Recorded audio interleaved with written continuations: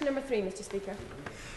Mr Speaker, we are proud of every step that has been taken to increase the representation of women in Parliament, which is why we celebrated the 90th anniversary of a woman's right to stand last year.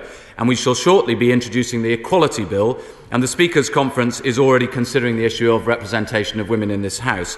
We very much hope that these will be similarly important landmarks which members of this House will want to celebrate in 50 years' time. Swinson. I thank the Deputy Leader of the House for that reply. 100 years ago on Monday, suffragettes chained themselves to statues in St Stephen's Hall. And in order to remove these women, the statues had to be broken. And in fact, you can still see a piece of this history today where the repairs actually now form part of the Parliamentary tour.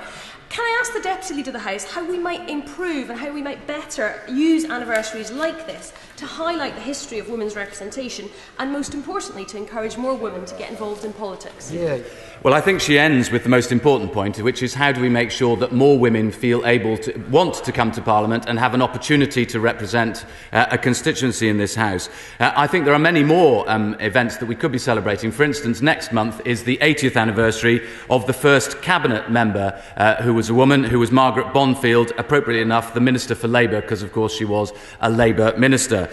We're also delighted that it's our side of the House that has produced the first elected black woman MP.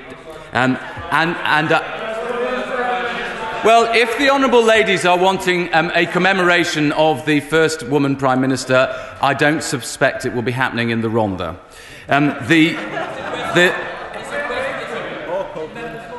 We've already, as the honourable gentleman who chairs the committee in charge of art has already pointed out, that there is a very fine, if rather frightening, statue